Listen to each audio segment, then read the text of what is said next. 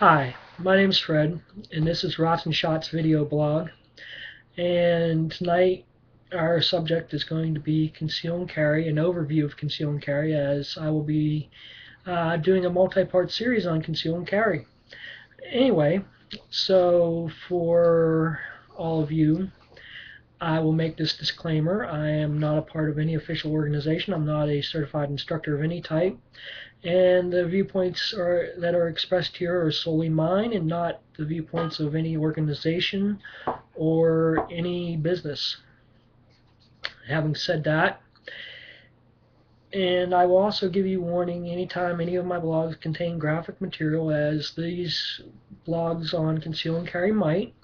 So for any of you liberals who may be watching, or anyone who may have liberal leanings, or if there's small children in the viewing area, I will give you 10 seconds in which to clear the room or turn it down or put in earplugs. 10, 9, 8, 7, 6, 5, 4, 3, 2, 1. Okay, here we go. Anyway, as I was saying, we're going to talk tonight about Conceal and Carry. This is going to be the overview of it. As I'm sure all of you are aware, if you have your Conceal and Carry license, which in my way of thought is totally irresponsible to have a Conceal and Carry license, because it's a constitutional right, so therefore I should not need a piece of paper saying I can practice it. But okay, let's keep it simple. Alright? I think that's the best way to do it, is the KISS method. Keep it simple, stupid. Anyway, so we have our piece of paper that now says we can carry in public and do it concealed, or in some states we can do it openly. But nevertheless, whichever way it is, concealed or openly, you're still carrying a live loaded firearm in public. Well, okay, so there's that part of it. And then there is a whole host and multitudes of decisions that must go into your thought process when carrying concealed. There is so many areas that I didn't want to try to cover them all in one blog, so I'm going to break them down into a few different parts. And those parts, one of them is going to be the mental aspect of it, their train of thought that must go into it. And there is a lot of things to think about when you do carry concealed. The other thing is that carrying concealed carries great responsibility with it. You're carrying a live loaded firearm in public, where you have not just yourself to consider, but you have the general public at large to consider.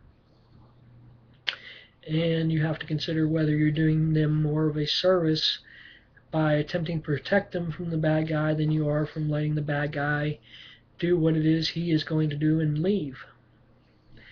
So that's one of the aspects you have to discuss and consider. The other is you have to consider the political climate in which you live in, and that varies from state to state to state.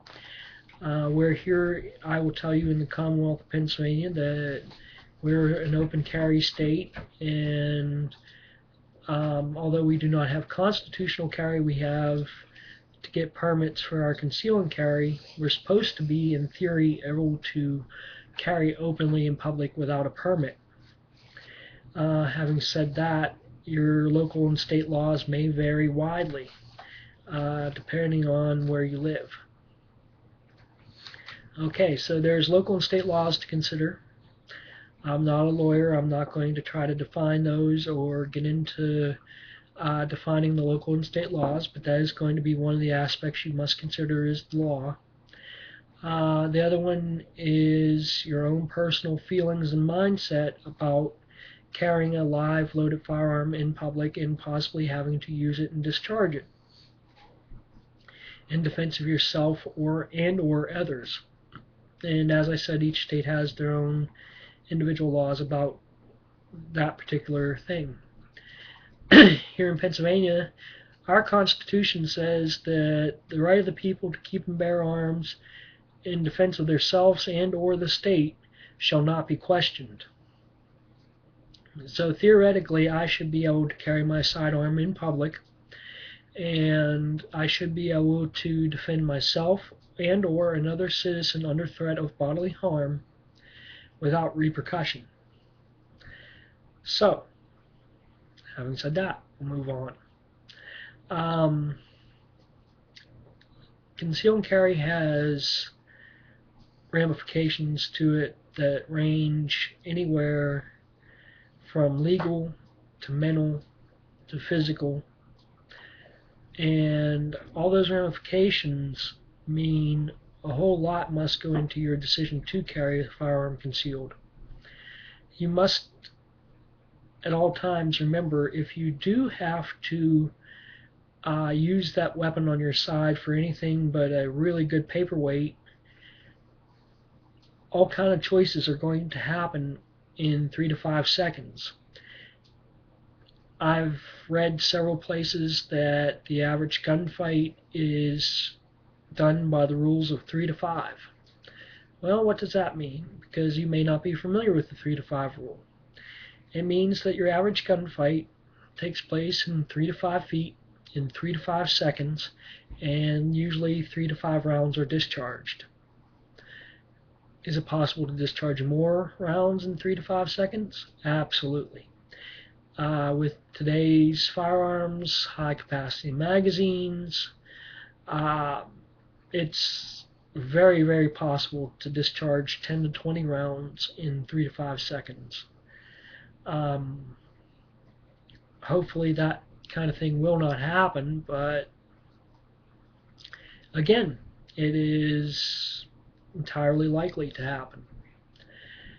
So, but as I said, I want to keep everything simple for right now because this is only the overview.